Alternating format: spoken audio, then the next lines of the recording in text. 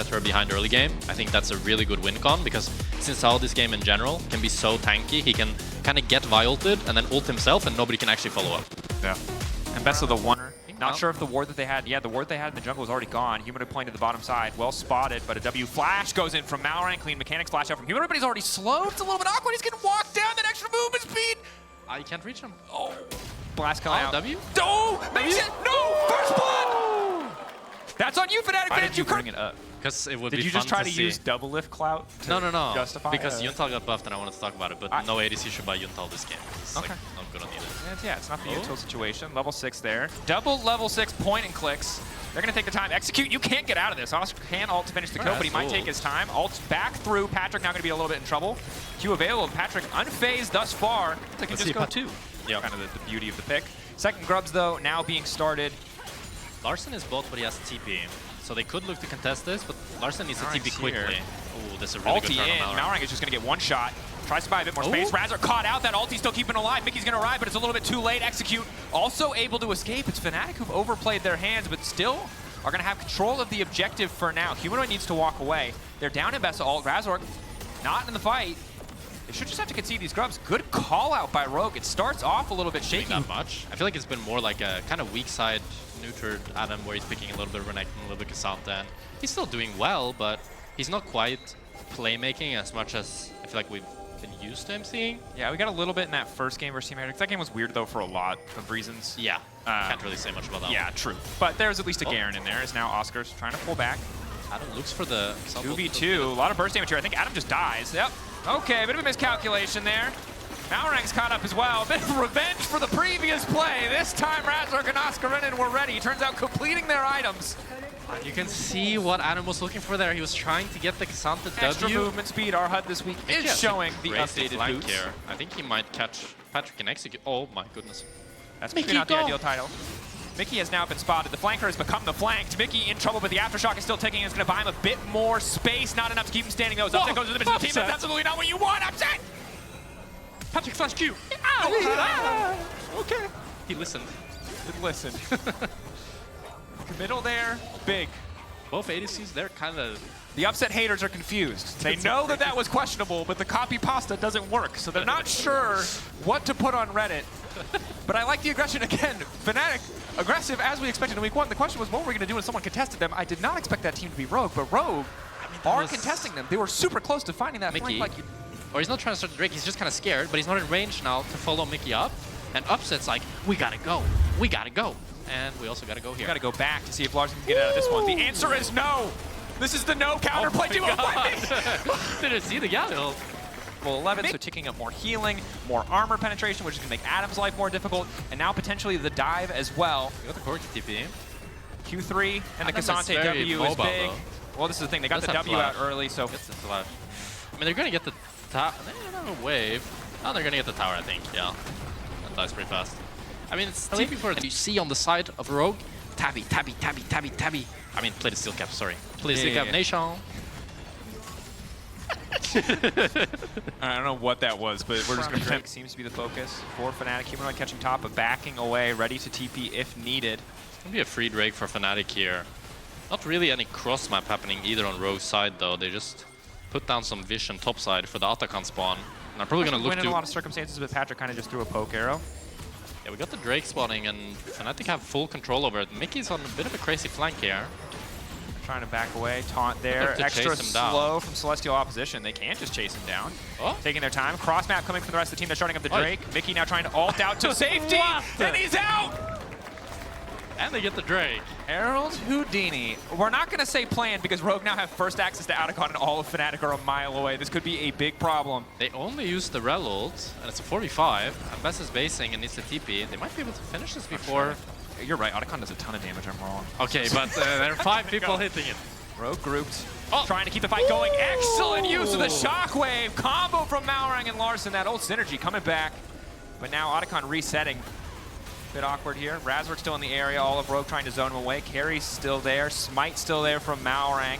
Taking their time, trying to shred through Adam. Adam W is able to buffer out. Objective's going to get taken down. Now the withdrawal coming through right in the nick of time. That's infuriating for the side of Fnatic. They're going to catch Razork out as well. Rogue I mean, they paved the road to victory for themselves with this buff. Let's see what else they can get. Baron certainly first on the table, and now Fnatic, desperate to get anything back, just want to shove these waves, get anything they can to stop the Baron-Atacon combo from turning everything against them.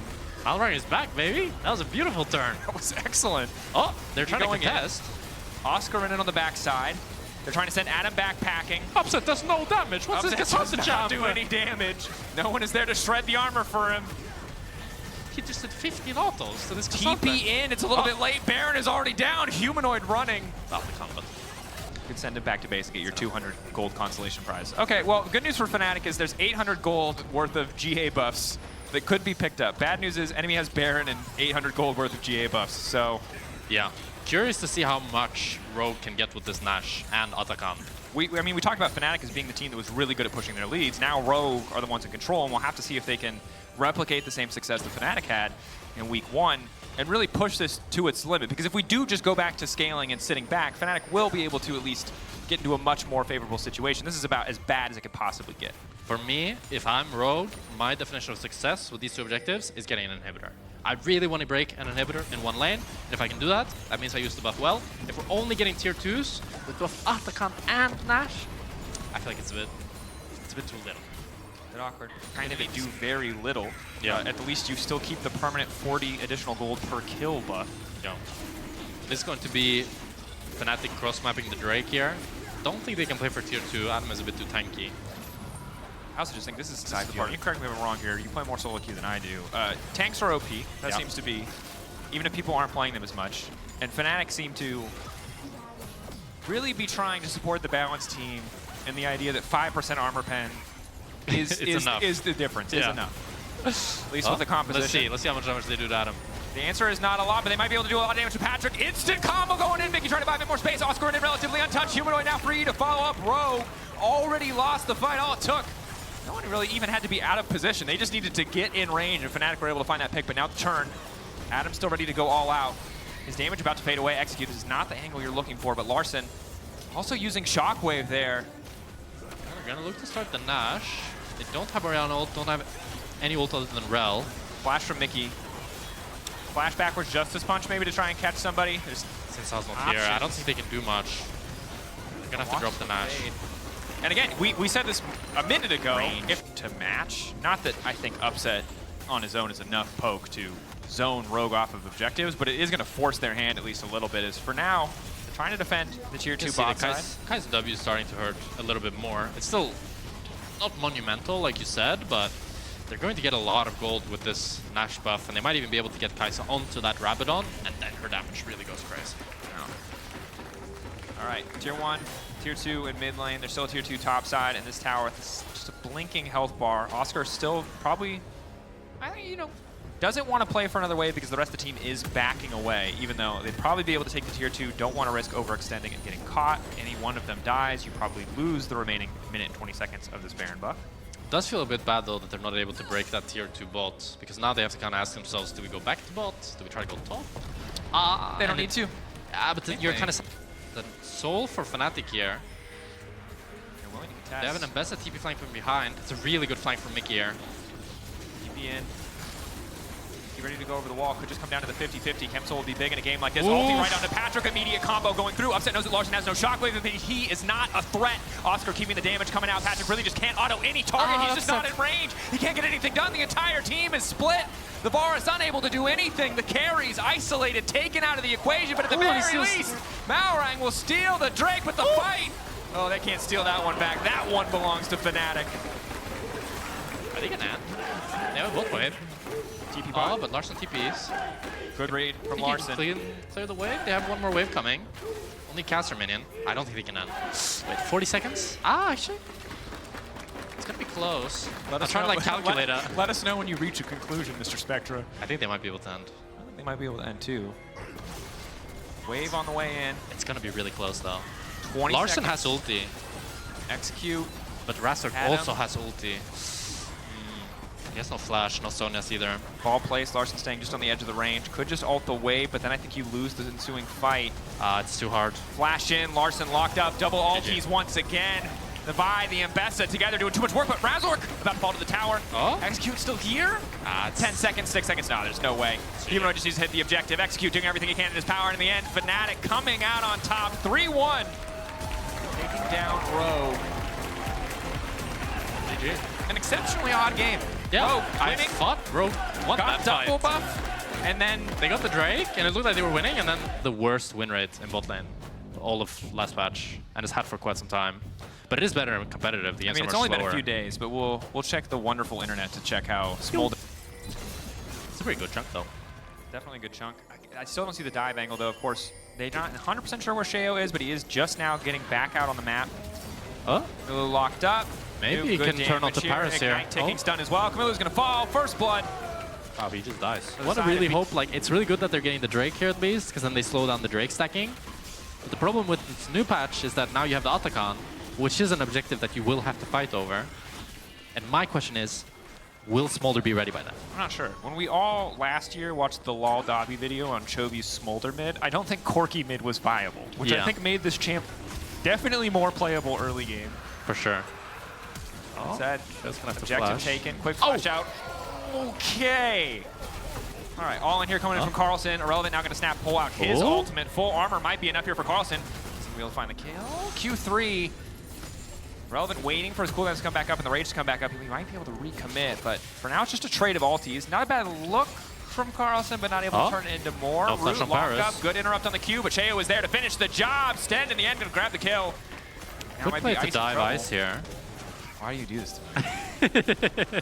Okay, all I'm going to say is, even if it works this game, I don't think Heartsteel is good on tank junglers in competitive. Well, it's going to be a Drake fight here. Set up there for Team Heretics. They kind of want to bait the engage. Again, if Sheo gets a good ultimate, they can try and turn this. Good ultimate coming in from Flacket. Nice root, but it's just going to be the 50-50, and 1-1-3 manages to steal it. Carlson coming in, but a nice knockup coming from Paris. And now Irrelevant straight into the backline. Flacket's got nowhere to go. Pops the blast cone. Gets himself out to safety, but now it's Sheo in trouble. As powerful as that jungler is, it's still damn squishy. BDS. They get everything. They get the smite steal. They get kills. It looked so good from Heretics at the beginning. And they just weren't able to convert it. And a really, really good flank from Irrelevant. Now they're going to be able to hit this bot tower with 6 scrubs. And there's only 30 seconds left of the plates. I think they can get the whole tower. This is the power of 6 scrubs.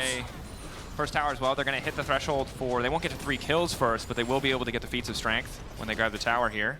Yeah, they got 3 objectives and the first tower. Look to be a balanced matchup. And this is like a classic 6 scrub play where you just have your top move to mid, and then you move 4-man to the side, and you just completely destroy the tower instantly. You can see how fast it goes.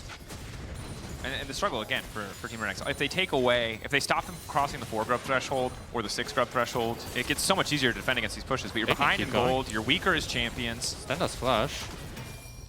Irrelevant's also pushing at the same time. They are going to trade back the tower at the very least, right? So that is something. The getting mid tower here is huge for BDS. It's very rare that you ever get top tower here. But BDS reset in time, they have good tempo, they can loot to defend. Oh, but they might have a pick here. Nuke spots him though. Nuke is playing well this game. 1-3 just goes in, forces the fight immediately. Shea's got no defensive tools left. He's just going to get 1 pop. BDS engage. Are just obliterating Team Heretics. The gold's only 1.8k difference, but the compositions just make this feel so impossible to play. And they're playing so much better on the map. They're just moving around as a unit much better, and they're using the fact that they have 6 scrubs so well. They broke the bot tower with it, broke the top tower, and the mid tower now. They're showing why so many teams are so desperate to contest the grubs and not give 6. And I'm really curious, maybe we'll get the chance to talk to Team Heretics, maybe not, like what the vision is here in terms of what they wanted out of this composition. If there's some strength of Smolder we don't know about that they were able to leverage. Carries here, as a Zyra, you have a real win con of poking them out, landing an E, but I'd be really surprised if we're going to see Ice or Nuke get hit by many Zyra E's this game. No. Really have to be caught sleeping or find that pick in a brush, which isn't off the table. Yeah. But we're approaching Atacon rapidly now. Look at a match you're expected to win when you do well. Milu. He's going to have to use Flash here. Maybe he's still dead. Flash out. Going to try to flap. Nice sidestep, but he's just gone. Really good TP by Nuke here. And we're highlighting how well he's playing. And he's not just playing well mechanically, but he's also playing the map really intelligently.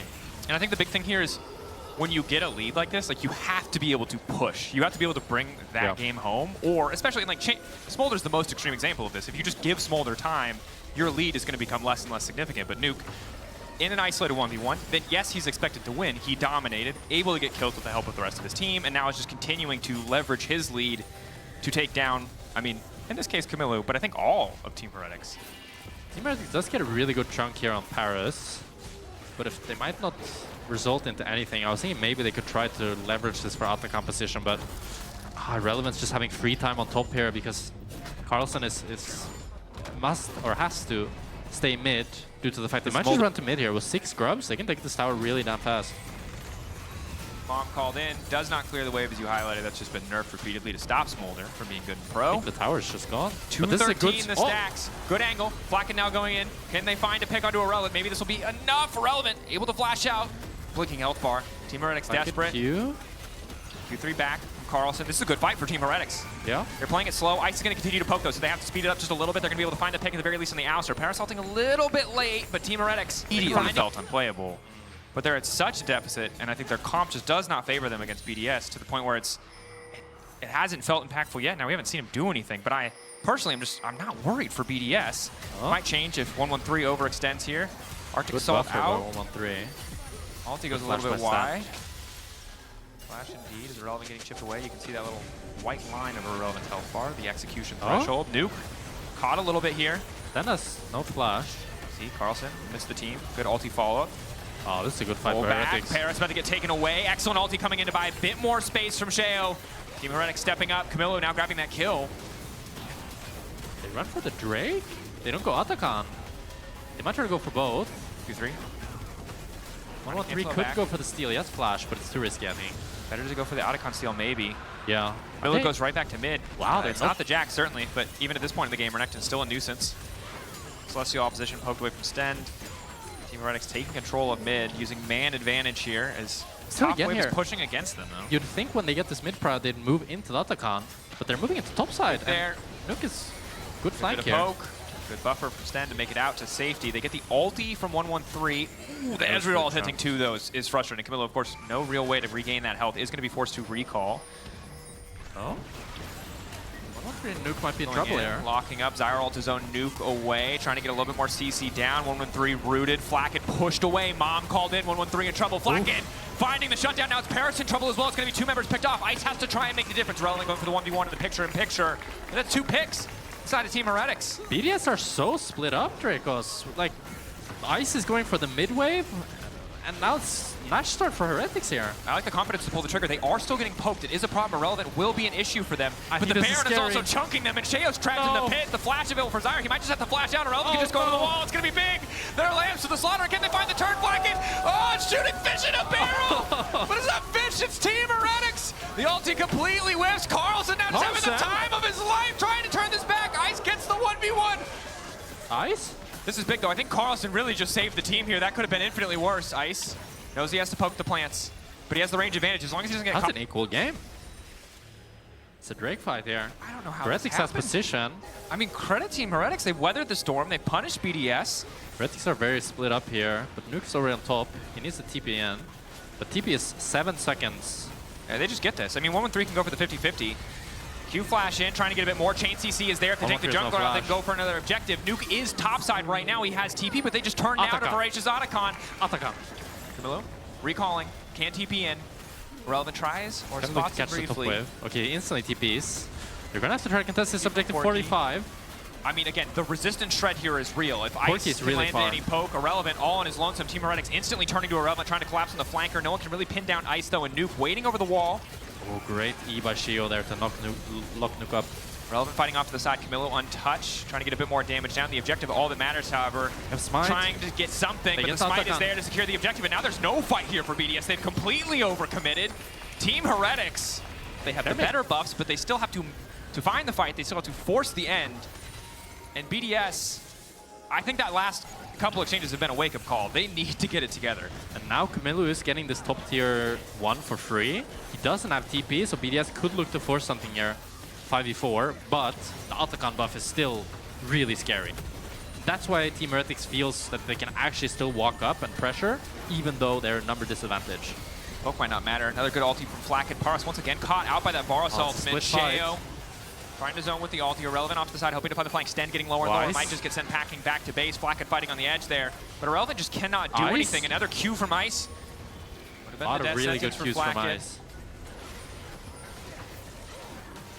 Team Heretics, I mean, I think they're just going to bully their way into mid and at least take the tier 1 tower. Oh, Good in. Paras! Goes back in. Lock it. A bit questionable there. Caught out again. 0-6-3. Paras. Start of week 2 not looking good. The Seraphine game against G2, some heroic ultimates. It's a rough game for him so far, yeah. Yeah, it's a bit of a struggle.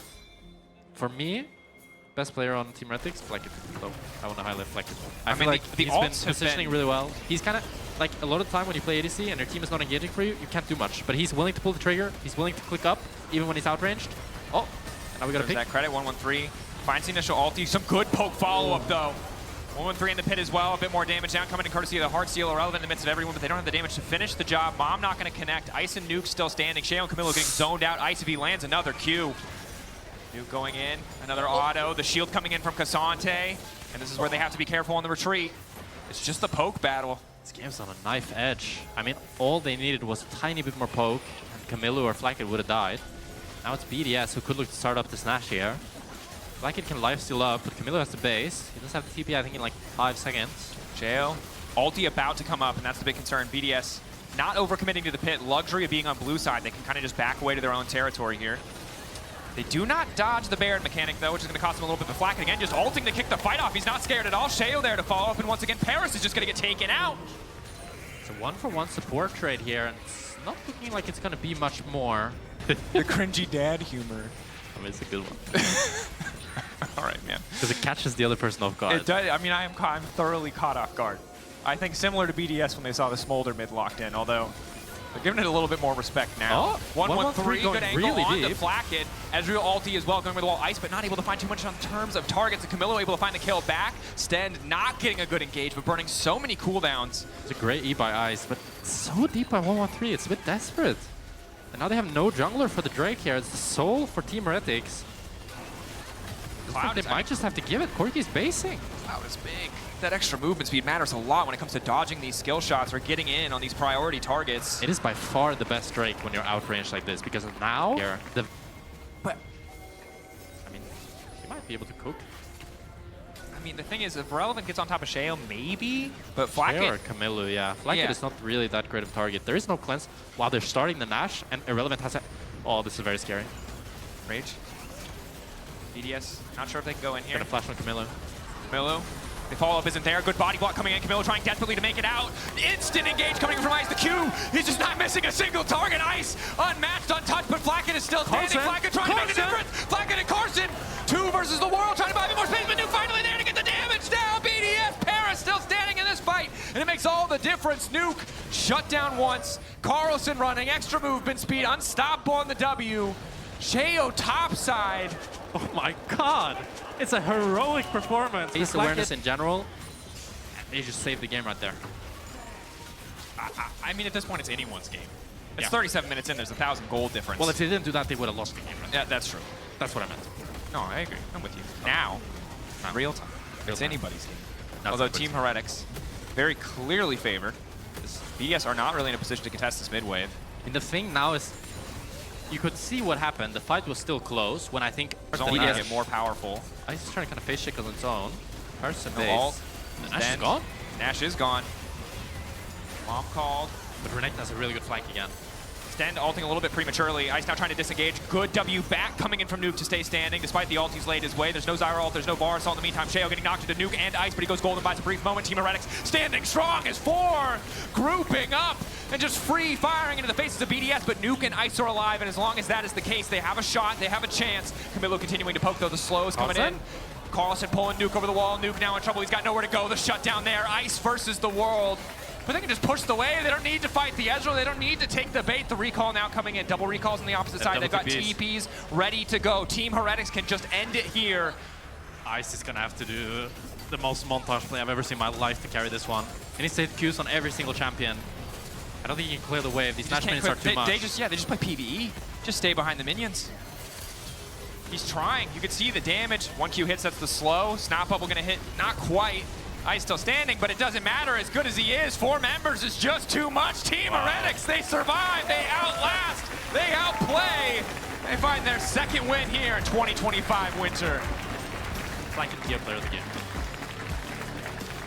Easy potential setup. Also, nice diving when you've got Poppy wanting to dive in, Cassante wanting to dive in, Sejuani wanting to dive in. Akali loves it when she has champions that can play with her. Time hovering around the top side of the map, trying to keep this pressure down onto Lot. He's already invested the TP, but mainly it's as an opportunity to set up for the grubs. Jojo getting a quick base through means that it's actually the Akali that has the priority in mid lane. Elyoya's alone, but he does steal one away, and he should be happy with that. I mean, if he gets out, he will, because perfect execution is so easy. Elyoya used his escape tool in for a tier and Lucid boots, while Koi now back on the map, looking towards this dragon. I think that Jackie's, as you rightly said, hang on a second, Jun.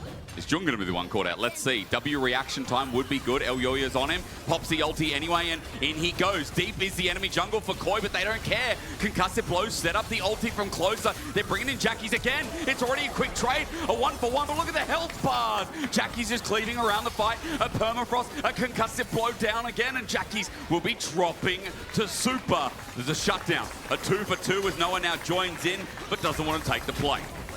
Alvaro getting relatively low. He connects the Q onto Noah, and that's going to force him to arcane shift away the combination cost with these two components.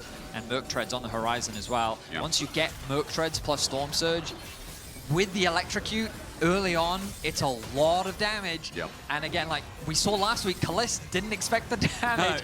And it's something, it's something that that can be very scary to do. And now Jojo Slot is taking on Mirwin. In a 1-for-1, he flashes, and Mirwin has to burn his own. Lot again, continuing to impress as Jun is getting in the way. The flash shove ignite. Jun, you nasty devil, making sure it's light work. A cheeky play there from Jun. Mirwin was pattern to what we saw around the grubs. First on the objective will be Koi. Elyoya looking to start this one off, as Jackie's actually has an avenue on the bot side of the map, given that he will get access to that bot wave first. That push and level 11 as well, so second part of the ultimate that comes in. As Jackie's replenishes his energy, GiantX are looking to collapse and sandwich down. With those teleports not yet channeled, Dragon still goes down over to Koi. The ulti misses from Jun, and they target the Akali. Straight in with the ulti to flash away. The shuriken flip now expiring as well. Elyoya wants to get out of there, so he's bypassed, or at least bypasses as Alvaro has to flash. The introduction of these new objectives, I know for solo queue it can feel overwhelming and stressful, but for pro play, chaining objective into objective, it feels like the pros always have things to focus on and think about. True. And both these teams feel very locked in around these objectives. I'm very much expecting the voracious Atakan to the GAs, to the surprise of many, I would say. Every day. Will we ever get Ruinous? What a question. This is a setup from Koi, and they actually found Jun. The wall's up. Jun gets poked down to oblivion. In goes Noah into melee range, but he's doing good poke, while Jackie's gets taken down by Jojo. Big move from Koi, as now with the Weaver's wall out, Noah's still the target, the poke still ranging out, and Noah ends up being the double. Koi with a swift move, taking that play into their hands. Beautifully executed by Koi. They turn their attention onto Jun, knowing how squishy he is in the early game. And then the turn onto Jackie's was just as quick, committing the Vi ultimate, following up with Jojo. This is the lockdown potential of this Taliyah and Vi. And they just eliminate Jackie's before he even has an opportunity to play. Herald's such a big tempo lead, as GiantX trying to get the remnants of the members. It's only Alvaro. He'll be able to stand behind someone shortly, but the W stops him until now. Gets over the wall, gets out, and you know, first turret still not claimed, but a Herald to do that. And it's forcing this darkness to appear on the map. The GiantX have to face check, and as you rightly said, it becomes a very scary place to check. Almost stopping the backup while GiantX commit to this top turret. Looks like they're just going to be trading sides of the map, while second Dragon for Koi. And what I've noticed after that last play too is the fact that, you know, that mid that was so far ahead, good try, good attempt here from Noah, is now in Jojo's. 21 minutes into the game, Baron's not spawned in conjunction with it, but they're trying to control this river as GiantX edge a little bit closer towards us. Lot, you said, is coming in closer, flash in with his ulti, and I just talked about how big Super is. Alvaro blocking in front of his AD carry because he had to. Jun sends him against the wall, but is it too far? Elyoya bopped away. No! The backline was, so for GiantX, now they've got to win this fight. The all-out from Lot takes Mirwin, who goes too far. I think he's going to dismay them further, but Lot has to clean up in the backside. Jackie's rather to do that on Alvaro. The Storm Surge was close. So for GiantX, one after using 1, 2, 3, 4 ultimates, a couple of summoners in harm's way as well. For Koi, let's see what they can do with the Herald here, and then abuse some of those cooldowns. Strength, of course, secured by Koi. You can see the boots upgrade actually coming through from Jojo. They're trying to escort the Herald into the mid lane. They are. I think they're going to get it in range. That they will. That's going to be a tower secured. Oh, seismic shove close. The turret's down now. Oyo is thinking about going in. I think it would be a little too ambitious to make that play. You'd be going way too deep, especially given the positioning of Mew in there. Look again how they control the fog of war, looking for picks, trying to poke away at GiantX.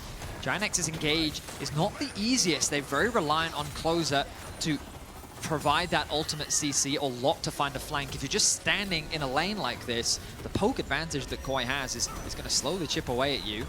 Like that, right? All it takes is the pick that you've been talking about all game long. Seismic shove dodge narrowly again, GiantX in a choke, but Koi are hiding in fog of war in different angles. Jun goes first. Jackie's is not going to step in there by himself. Lot has to be careful. Mirwin runs up.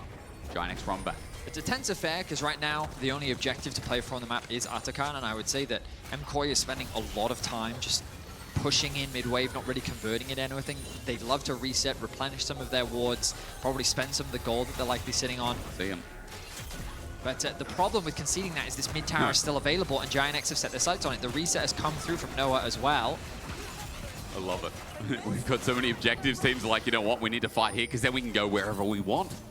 It's like an all-access pass to Disneyland. Who's going to get it first? El Goya thinking about his ulti, but it's on to Jun. Meanwhile, ulti goes far from Closer. He's dead first. Alvaro's blocked the damage. He flashes, but then dies too, while GiantX have unleashed their mid laner. A shutdown onto Jojo. And when the fight's scattered like this, Vedius, Koi don't track Jackie's, and Jackie's knows what to do. I think Koi just overstayed their welcome. They needed to get back to base. They needed to reset it. They're looking for a potential flank angle, but there's no one there to flank. It's an easy push coming out for Koi, as GiantX is now the one being shepherded towards the top side of the map. They do have decent vision on the top river, but there's no one ready to catch this wave. Lot is going to be forced to come up and catch it. Akali continues to push in that top tower, but notice, we haven't talked about it, no outer towers have fallen for Koi. Onto Noah, pulls that cease and desist, but he arcane shifts away from the flashback from Jojo Pyun. GiantX have gotten out. Now they're playing their own version of front to back as Jackie's about to come in. Watch the Akali with flash and ulti available to Shuriken Flip to help Noah secure the kill. Alvaro was the front line, but now he's dead.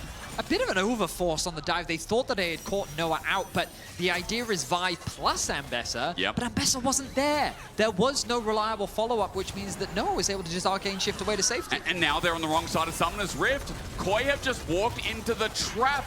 But Jackie's now, as he walks towards Super, knows that he can pick the angle. Lot running in first, he flashes, he slows, and Super's just gonna die, but to who? It's Jun in the end, as Koi are making mistake after mistake, and GiantX are just picking apart the pieces at the seams. No one's gonna take the rest of the right side here, while the left burns, but look at him go! The new 80 carry of GiantX is roaring into fire, ready for that 4-0. A single overforce from Koi turns to disaster as GiantX keep all 5 members alive and will even convert it into a Baron.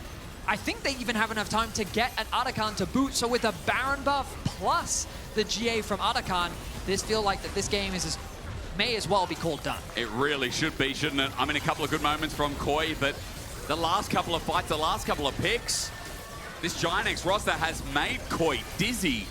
And even though they're going to try and get towards this Atakan, it's going to be dead before they resurface. Teleport being used towards bot. The best Movistar Koi can get right now is that third Drake.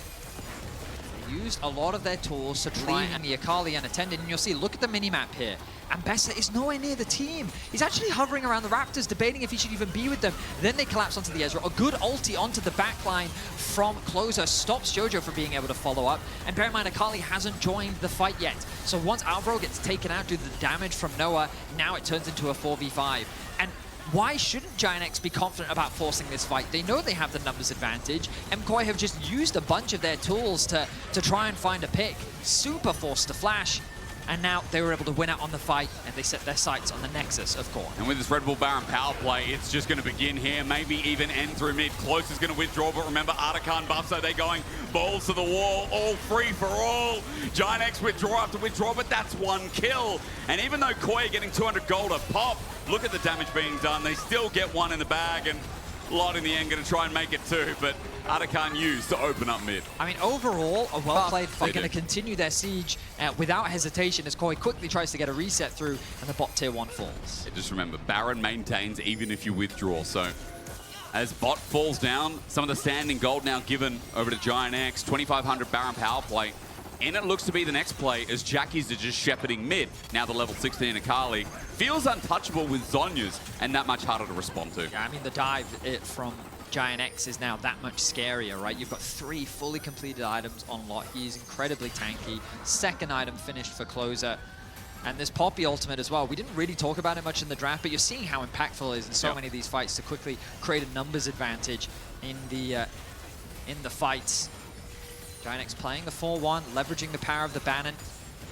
I love Baron. The Baron, utilizing the cannon is what I meant to say. So, wait, hang on. A cannon with Baron is a Bannon. Yes, it is. Thaddeus Andrew Day. It used to be that as well when we had Banner of Command, and you'd use it. You called it a Bannon, did you? Well, no, because that would be weird, but a cool name in hindsight.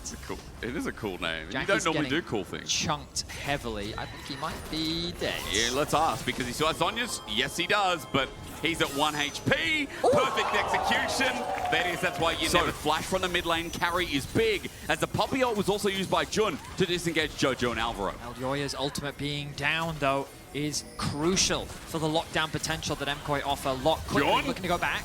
Okay, waiting for that shove to be more impactful, but GiantX not going to fully commit. Both teams on an edge here as teleport's going to be used. Oh, the Dragon going to be started off. That's melting pretty quickly. Koi setting up to get themselves the soul.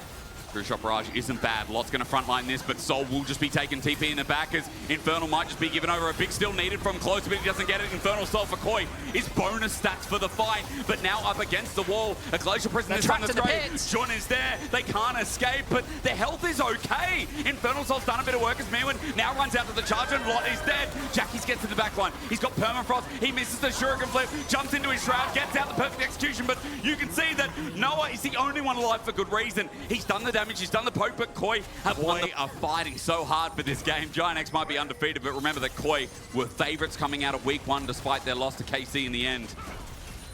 This team that people are getting excited about, let me just tell you, not too bad of a showing here today despite getting picked off in a couple of those fights. It's 35 minutes into the game.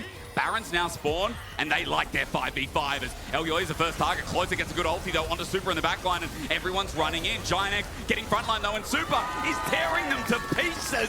Jojo did a bit of work there. Public execution fails from Mirwin, but Koi had the leg up. No enemy jungler. The follow-up just didn't come through. Closer got focused down quickly by Koi, and with this frontliner gone, no smite is available, and Koi turn their attention to the Baron. It's going to go down pretty quick. Noah has to 4v5 this with the rest of his team. The poke from Super hurts like hell. True Shot Barrage dodged away from 7k. Look at it go down as Noah continues to poke out. The Weaver's Wall zones them out. And at 3k, 1500, Smite's still enough. Mirwin zones them off. He's in deep, but GiantX are backing off. They still can't take the fight. And Koi, no. They're in with a big chance in this game Bounce back now with the Soul, with the Baron. They set their sights on the Nexus, well, the inhibitor towers, I should say, of GiantX's base. It could be if they open up mid. I mean, Jackie's is looking for a flank, but he's found on a control ward. Koi are still using Super's poke, and Thaddeus, the scaling of this Corki, doing a lot of work in these fights. We're going to have to get the damage numbers after this game, as he's got an Infinity Edge now. He's full build, but that control ward slot. As Mirwin's dealing with top, bot doesn't seem to be pushing in, but a wave to look at for Koi. And they're just waiting to use this Baron on the next one, channeling in. I mean, a lot of credit needs to go to Super and Alvaro for so much of the success in these fights. Jojo has been utilizing his wall incredibly well, and another great demonstration on our screen.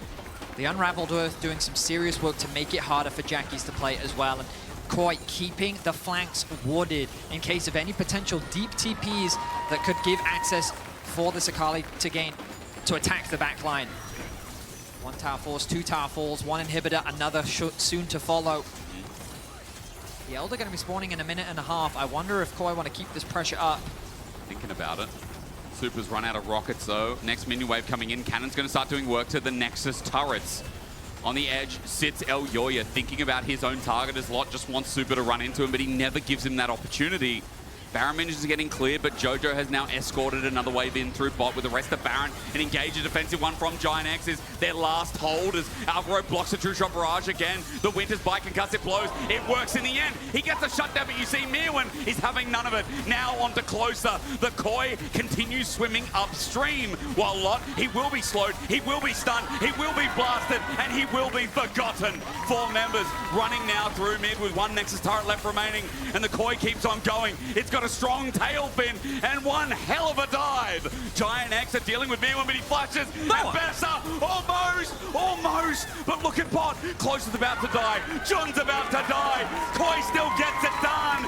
And in a thrilling conclusion, take down the undefeated GX.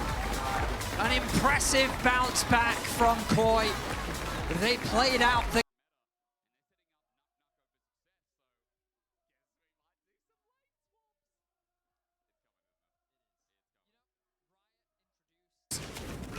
Should be an easy pickup. Lentus likely going to be trading that for the grubs on the top side of the map. Ping's coming through, tracking Caps as he moves is available. Hilly gets the quick recall off. He wants to regroup with this team. GiantX tries to get a trade onto Caps, but this time around, Caps fights back. He does put out the ulti. GiantX has run out of his own kind of dance floor ulti, and with the flap over the wall, he's dead. First blood, even LeBron can't steal that. That was a solo kill in the end. For the entirety of the laning phase, GiantX has been bullying out Caps, but suddenly Caps reaches a point where he can fight him back. And because of the positioning of Lebrov, GiantX had nowhere to go. That's a solo kill for Caps to start off the first kill of this game. It is the first kill finally coming through, and it is also going to be the second dragon layered on top. Nako wants a piece of this, though, and Linces as well with Nature's Grasp is what we're waiting for, but Smite comes in, G2 are running up. Teleport coming in late from Vitality. Vitality feels strong enough to force this fight. I feel like they should. First item spike for this composition feels very powerful to me. True.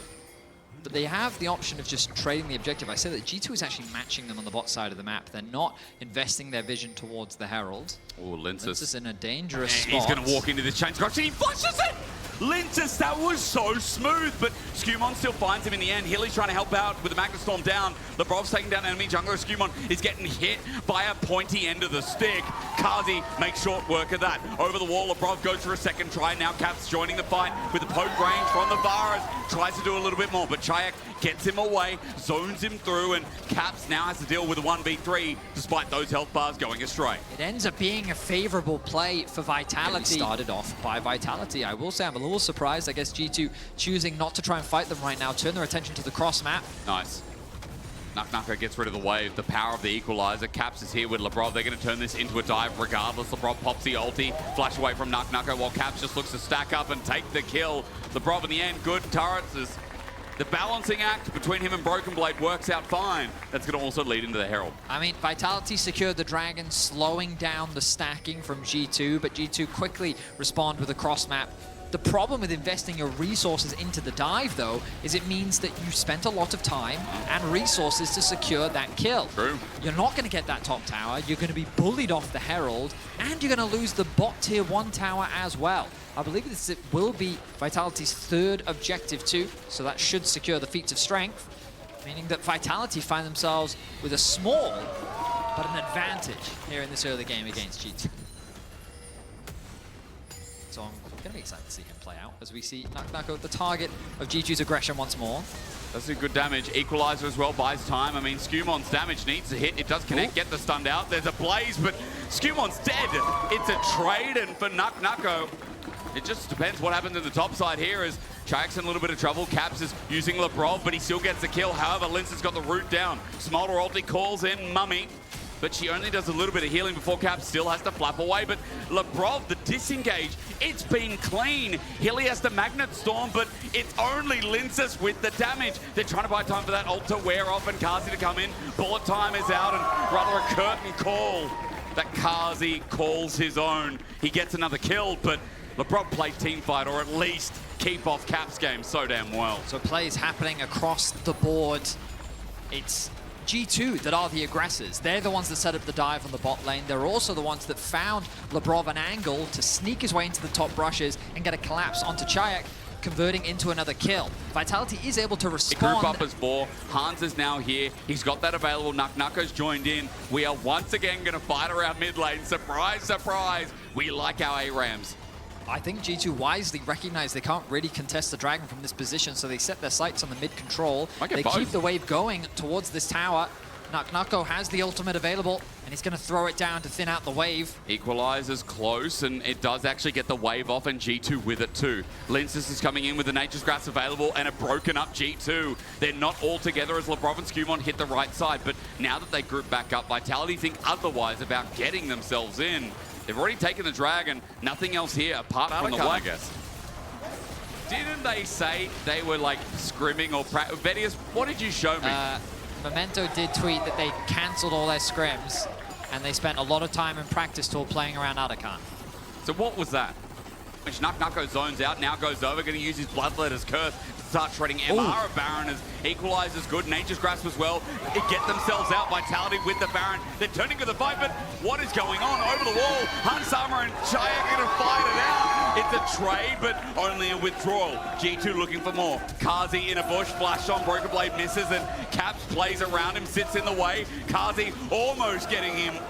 But the flash out in the end is a shutdown. Broken Blade now in the middle of it all, and they're going to keep fighting. Skumon's got good damage, but GiantX is such a monster right now. He pulls out a big one. He Valkyries, he Phosphoruses, and Vitality's mid laner almost cleans up the jungle. The burn is immense, but don't forget, the Baron is theirs. Much better utilization. Mid-wave is stacked up. The Baron buff is available as well. G2 is now going to get funneled back up because they know if they stay in the river, they're going to lose the tier 2 as well. And this gives Vitality access back into the river. Wise choice there from Vitality to unlock their third Dragon of the game. Hilly just spots him out as well. He does a bit of information gathering, and after he does, he enables Vitality to get this third Dragon. They're on Soul Point now. And again, I mean, G2 across the map right now, their commitment is the Caps in this bot side with Demolish available. He's going to stick it out after the Equalizer clears the wave, so he gets 700 gold for himself. Too long. Nucko hasn't put the ulti down. It's blind. They see nothing. And in the end, Vitality get nothing. Great patient play there from G2. Just well controlled. The pressure in mid converted into complete vision denial. Vitality were hesitant themselves to face check the Smolder.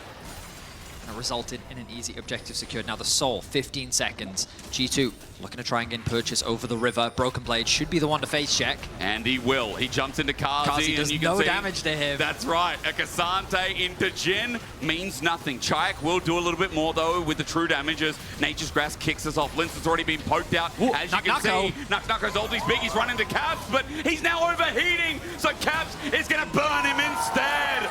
Fire beats fire as G2 with a numbers advantage now walk to deny Soul. 3K, 2K, they want to flip this one, but Soul goes over. A win for Vitality, but G2, remember, have this fight in the bag. They just need to chase and chase and chase and chase. And Caps can do that as the flap stops short of the wall. So Kazi runs out and the chase begets nothing.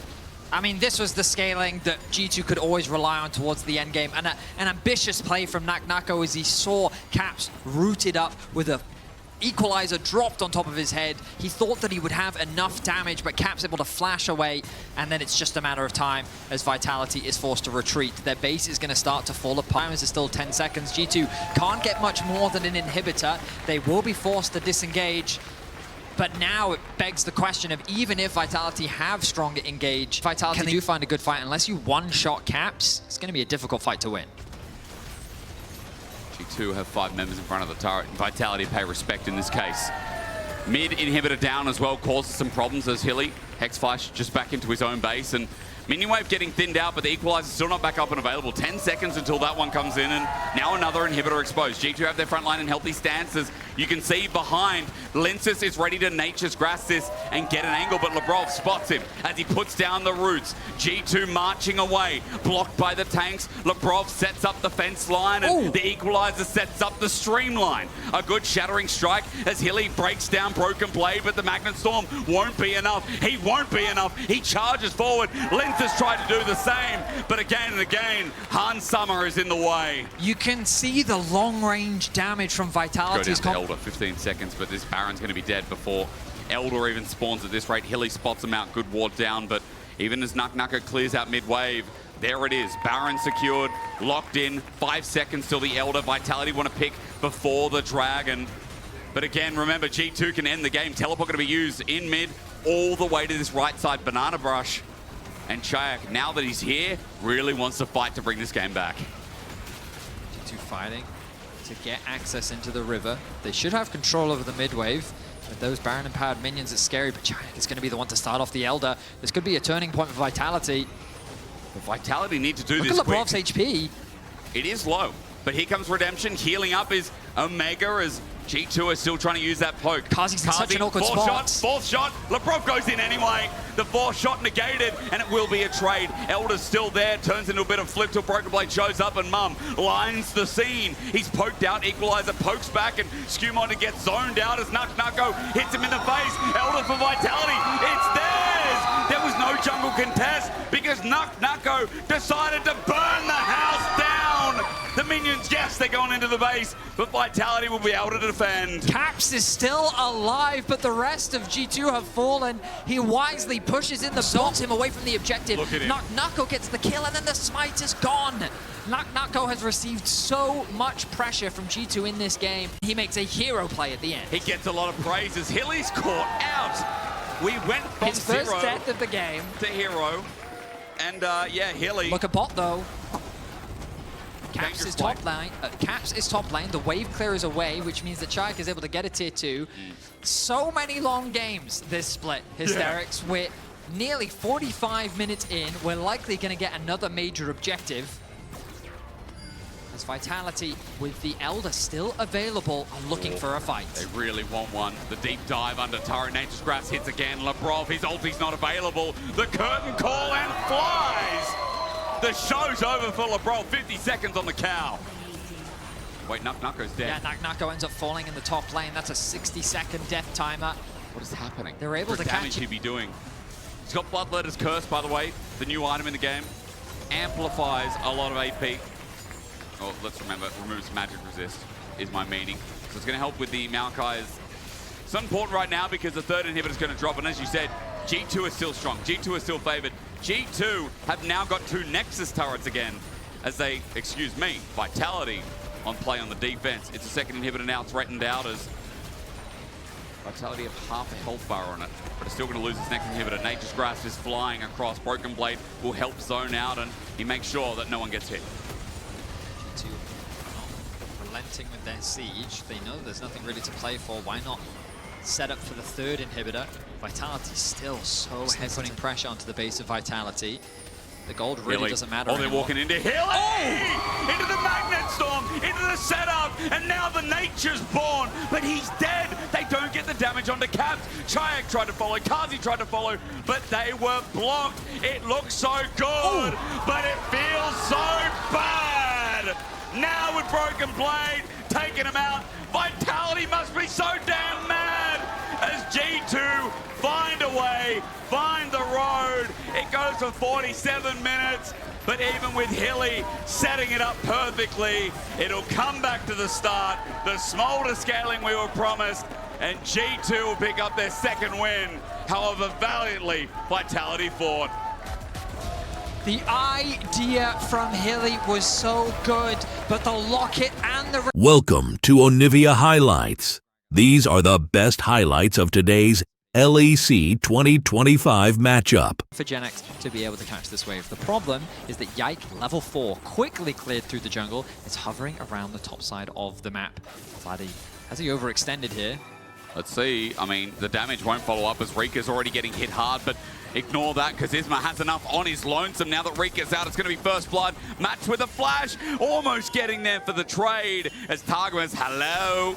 He just wants one of his own, a crash down. It ends up being a trade as Jungle for support gets the kills. I mean, it is an over. He's at level 6, and this is a slow dragon for now, but there is a rend available for Rahel. Targamas going to get spotted out, and he decides to attract and repel. There's a good handshake, and here's the trade. Remember, double buffs away from Targamas, so he can't heal that much back up, but he's stunned up and hit for a rend. Rahel with a big kill here. As the grasping roots are now down, and so is the Draven ulti. Flush from Kalist. Matches for his first cash into the game. He then gets another spinning axe, and that flash to redirect was clean. It was a bit of a KC struggle to deal with their comp. They should have enough wave clear with things like Gragas and Corki that they shouldn't really be under kill pressure, but the problem is they can never go that far out into the lane just because of how much damage it's doing. As they set up for a dive. And Isma the one to pull it off. Here we go. Glacial Prison out, but the hostile takeover missed. Loopy, they didn't coordinate. Kalist sends out the ulti again. It's going to do some damage under turret, but the Fate's sealed. Fate's call. Out it goes. Loopy survives for now. Remount here for Targamas, gets Ignite down, and the bailout might even get Loopy back up and alive. Isma survives. The dive goes long, but it goes well. The re-dive, much cleaner than the initial dive, as KC set up a dive of their own. Okay, Kana just needs to land the barrel in the end. The flash, the ulti, no. It's an auto to help out Yike to secure the kill. Nice response there from KC. Seeing an opportunity in the mid lane will secure another plate for KC. But the initial dive in bot lane looked threat of the dive rather than actually executing it. That gets them a small advantage. They can keep their members around the top side. Kana is wasting a bit of time as the bot lane wave kind of feeds into nothing, but it's putting a lot of pressure, and now it's GiantX in danger. It's early. Yike. Unfortunate, or late, I should say. GiantX with a good wave clear. They're still going to continue the dive. Body slam, CC galore. Kana hits everything, and he also hits his first kill. They make the dive work. Rika is sent to bot lane to push that tower in as quickly as possible, wanting to get a few more plates for SK, maybe even first tower of the game. It should fall relatively soon. Kalist holding into mid. Nice handshake. He is in trouble, though. Stand beside is good, but a Ren coming in next. Almost. Rahel doesn't find his mark. Kalist has to get away. He holds onto his flash and everything as well. That was a close call. Certainly was, but he does get away to safety. Bot lane tower getting very low. It is barely losing any HP. Oh my god. Almost there. Almost there. Attack speed. Yeah, if you're not building any AG. True. And also all those resistances. Still not quite at 14 minutes into the game. SK's early game. 2 dragons, feats of strength. The only thing lost to the... Could say. Top tower going to fall. Grub's going to help secure that objective. And Herald is the next objective you'd think about. But of course, that's still 3.5 minutes away. So likely that we'll see a potential swap as SK should set their sights on the top. As much as it's not that dangerous right now because they have full vision of Yike. Like, Rika is very overextended in the top lane. Yeah. He doesn't have the safety of a tower to fall back on, which is normally why you'll see the jungler and the support playing to this side of the map as SK take a bit of damage. But because they have full vision of Yike, this provides Rika with all the safety in the world. Targamas is taking the most of the damage. You can still engage, though. Ooh. Glacial Prison is sent out in return. Equalizer layered down as well. Casey getting poked out, and Targamas, their main engage tool, is down. He's almost to the background as hostile takeover is great. The ulti from Kalist comes back, but Rahel not dead yet. He gets bailed out, but not for long. A shutdown, a big kill as GiantX trades it, but Kalist stays standing. They're big carriers. Look at this. Isma's already flashed. He's run for his life with an Arctic Assault, but Kana's run out of gas. And KC just turn their head towards mid. Big play and big gold pockets now gained. It ends up turning into a fight that I think Dragon. It would be number 3, and KC know they need to stop it. Look at Rahel's position. It's so awkward for SK. They're at a numbers disadvantage, but he has to go the long way round. They have all 5 members there from KC. The TP will now come in from GiantX. The Dragon's at about 50% HP, and now both teams have regrouped. They run through a control ward. They know Rahel's here now finally as Loopy's caught out. He's going to be Fate's called back, but running into the middle of the fight, that's not it. Kalist runs around Dragon, and he's frontlining himself, but GiantX can't take him down. A double kill for the Draven, while SK are now torn between places. Rika's left here standing, but look at this, with Bloody running in, with Kana CCing him. SK were just torn to pieces. Here, there, and then there. The coordination was clean from KC. Excellent execution from Targamas. The follow-up from Kana as well. Just you say Khan, you know, if you're in the LCK, you say Khan is at the Khan. How long have you been cooking on that one? I just thought about that. I thought it was very clever. Yeah. Completely irrelevant to this game, but thank you for that contribution. Not because at the Khan. So this turret is going to die very quickly. You see GiantX is going to trade, but inner turret's obviously worth more. And they're also going to get the push in. KC are going to keep on going. And remember, with that GA, they can keep channeling into the base. They can dive this. It just goes down so quick. That's mine. Okay. Sejuani was top, by the way, as well. So Isma has to now back. Kana's getting this for free, too. Inhibitor just goes in. They just walk in. They don't even pay the bill. Like, would you like extra food I with mean, that? now they should just look for a fight. Why not? Yep. You still have Rika's dead, and Rika's dead. Oh my! Oh! The game is over. SK let them walk in. They didn't pay for any of the food. They then got drinks from the fridge. They didn't even tip the wait staff. KC, dinner's on us. As SK moved to 0-4, but more importantly, KC are looking clean with it. They coordinate, they proliferate, and they exuberate over their 3-1 start to week number 2. They join the top of the table here at the LEC with a convincing performance against SK.